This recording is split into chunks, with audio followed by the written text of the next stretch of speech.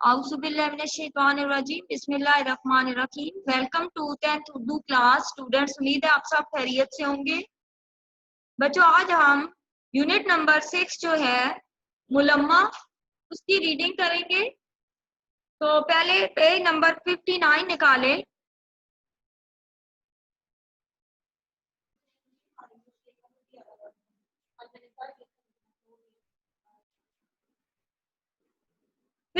Page पे मुसन्फा का तारुफ है हाजरा मसरूर। 1929 में पैदा हुई, 2012 में इन्होंने वफात पाई, तो इनकी उम्र बनती है 83 साल।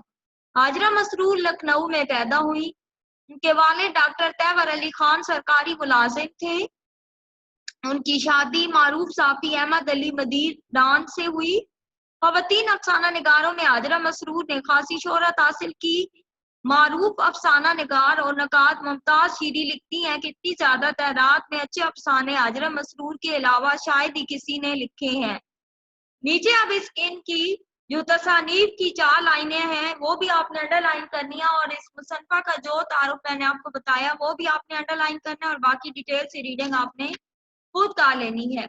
मुलम्मा का मतलब है दिखावा या नुमाइश। नेक्स्ट पेज पे रीडिंग स्टार्ट करते हैं। वो रेलवे टिकट घर के सामने स्याही रेशमी बुरके में लिपटी खड़ी थी, पलटी हुई नकाब, कुछ मुताज्जिब यानी हैरानी सी निगाहें। रात के 11:30 बज चुके थे। गाड़ी के आने में सिर्फ 15 मिनट बाकी थे, इसको अंडरलाइन करें। लेकिन टिकट घर की खिड़कियां अभी तक बंद थी। उसकी हैरान नजरें बंद खिड़कियों से टकरा टकरा कर उकता गई, यानी दिल भर जाना।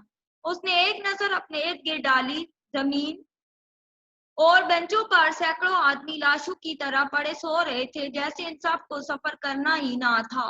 वो आहिस्ता से कुली की तरफ मुड़ी। कुली होता है सामान उठाने वाला।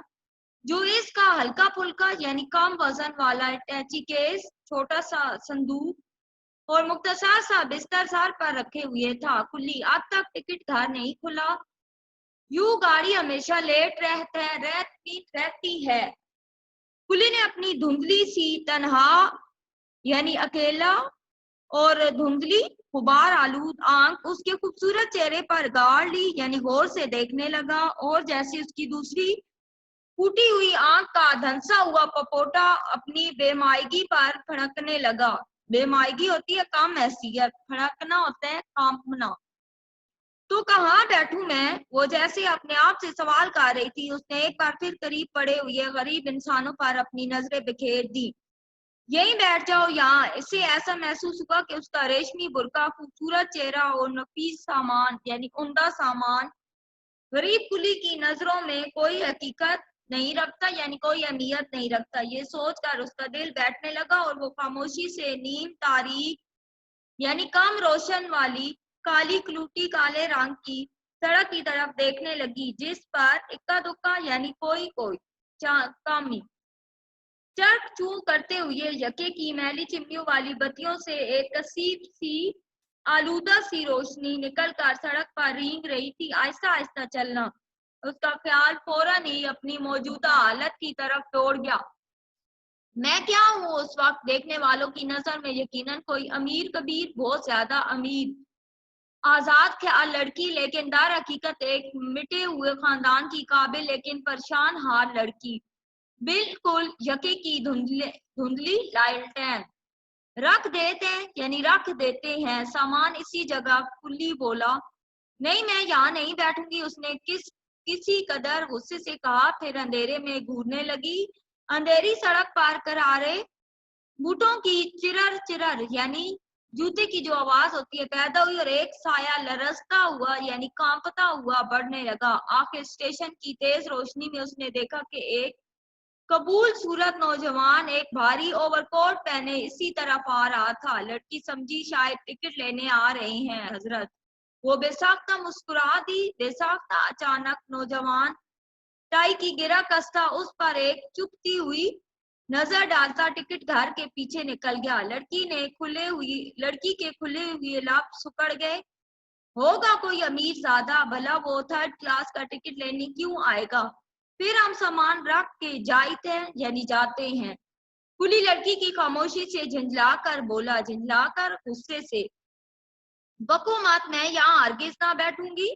ऊंची आवाज में बोल उठी। अचानक वही नौजवान टिकट घर के पीछे से निकल आया। कुली, तुम जनाना इंटर क्लास वेटिंग रूम में क्यों नहीं ले जाते? वो बोला।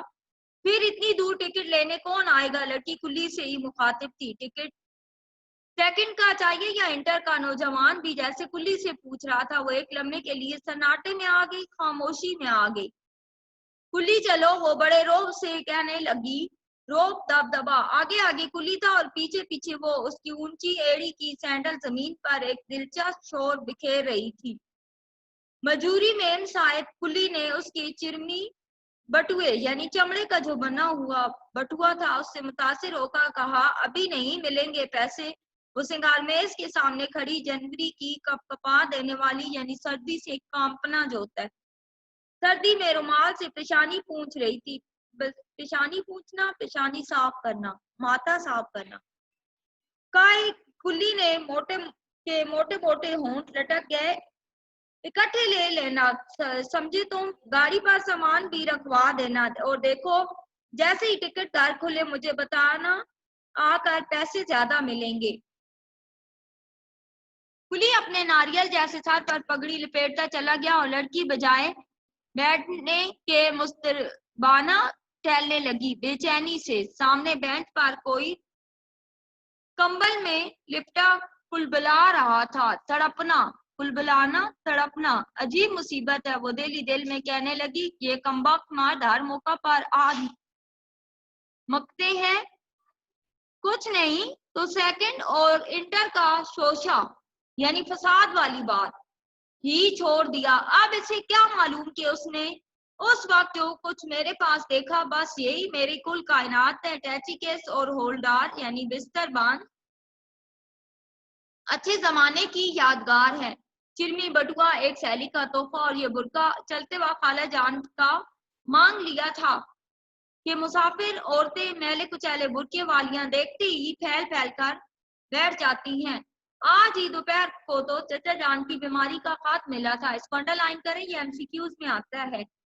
अम्मी जान का ख्याल है कि अगर घर से कोई इन्हें देखने चला जाता तो अच्छा, वरना वो यही कहेंगे कि हमने तो भाई के मरने के बाद भावच और भतीजियों का इतना ख्याल किया कि पैसे को पैसा ना समझा, लेकिन वही बुरे वक्त का साथी नहीं। बस वो इतना ही सुनकर जाने को तैयार हो गई। अम्मी जाने कब से 3 रुपए जोड़ कर रखे थे, तो निकाल कर दिए कि तुम अकील के साथ लेकर चली जाओ। इसको अंडरलाइन करें। अकील बच्चा ही सही लेकिन है तो लड़का। बस यही उनकी बात तो मुझे जहर मालूम होती है। जाने लड़कियों को क्या समझती हैं। मैंने उनसे पूछा कि क्या मैं कोई लड्डू पेड़ा हूँ जो खा लेगा और अकील को देखकर डर के मारे छोड़ देगा। आखिर सलमा और रजिया भी तो लड़कियां कैसे मजे में तन्हा सफर किया करती हैं। इस पर उन्होंने कहा कि भाई वो बड़े आदमी की लड़कियां हैं। मैंने जवाब दिया, वाह, तब तो इन्हें बिला मुबालगा बगैर किसी झिझक के 1 दर्जन नौकरों के झुरमट यानी गिरोह में सफर करना चाहिए। क्योंकि हम गरीब है इसलिए एक ही का सफर खर्च निकालना मुश्किल है। कुजा कहाँ एक नन्हे मुहाफिज के साथ जिसकी हिफाजत खुद मुझ पर फर्ज होगी। घर घंटों उनकी बहस की, तब कहीं जाकर अकील साहब के पैर से निजात मिली। फांसी की कूकू से वो चौंकी। कंबल की गठड़ी खुली और एक झुर्रियों का मारा बगले के पार जैसे सफेद बालों का चेहरा उसके सामने था। वो अपनी ढीली डाली यानी खुली फ्राक, तुरशे हुए बाल और ट्रंक पर रखे हुए हैट से कोई ईसाई बुढ़िया मालूम हो रही थी। लड़की ने एक सख्त तनकीदी निगाह इस सूखी मुंडी बुढ़िया पर डाली और फिर दिल ही दिल में उस खुश साथ पर अफसोस करने लगी। काश इस पोखर यानी तालाब के पानी की तरह साकत बेसो हरकत के बजाय कोई समुंदर की सी बेचैन नौजवान लड़की यहाँ होती जो इसके रेशमी स्याह बुरके में देखते हुए चेहरे को रख से देखती। कुली ने अंदर आकर लड़की को बताया कि टिकट घर खुल गया है। लड़की उठकर उसके साथ होली यानी साथ चल दी। रास्ते में वो बराबर इधर उधर देखती जाती कि कहीं वो नौजवान इसे 3rd क्लास के टिकट लेते ना देख ले। क्या कहेगा अपने दिल में वो, लेकिन वो कहीं नजर न आया। लड़की ने इत्मीनान से टिकट ले लिया। चीखती चिंगारती हुई गाड़ी प्लेटफॉर्म के सीने में दार आई। सीने में दार आना, अंदर दाखिल हुई। जब लड़की कुली के पीछे पीछे वेटिंग रूम से निकली तो उसकी पहली नजर उसी नौजवान पर पड़ी जो बड़ी शान से सिगरेट मुंह में दबाए इसे गौर से देख रहा था। अब क्या हो, वो सोचती हुई जल्दी जल्दी आगे बढ़ने लगी। जनाना डब्बे के बिल्कुल करीब पहुंच गई। औरतों की काऊ काऊ और जेवरात की झनकार जैनी आवाज, या जैसे आदि मुजरिम कैदियों की हाय हाय हथकड़ियों और बेड़ियों की ताल पर पाँव की जो जंजीर होती है। हथकड़ी हाथ में डाली जाती है जंजीर, और बेड़ियां पाँव में होती हैं। इस पर तरफा अनोखा मर्दों की इनको अदायतें। मुन्नी की अम्मा सामान ना खोने पाए। एक दूसरे आदमी इस क्यामत के मौके पर गला फाड़ फाड़ कर कह रहे थे, खबरदार नकाब ना खुलने पाए। लड़की का कुली दरवाजे पर अड़े हुए मर्दों के दरमियान से निकलकर डब्बे में दाखिल होने की फिक्र कर रहा था कि पीछे से औरतों और मर्दों की एक और टोली इस भरे हुए डब्बे पर हमला आवर हुई और लड़की बेचारी बीच में फंस कर रह गई। इस टोली की एक औरत ने अपनी चांदी की चूड़ियों में फंसा हुआ हाथ बुरके की गुडड़ी से निकाला और लड़की को रास्ते में हायल देख कर धक्का दे दिया। लड़की एक झोंका खाकर यानी झटका संभल गई। उसका दिल बेसाख्ता चाह के वो इस औरत की का झालरों से मुजय्यन भरपूर बुरका नोच कर भाग जाए या फिर इसे रेल के नीचे धक्का दे दे, लेकिन सामने जो देखा तो वही नौजवान खड़ा मुस्कुरा रहा था।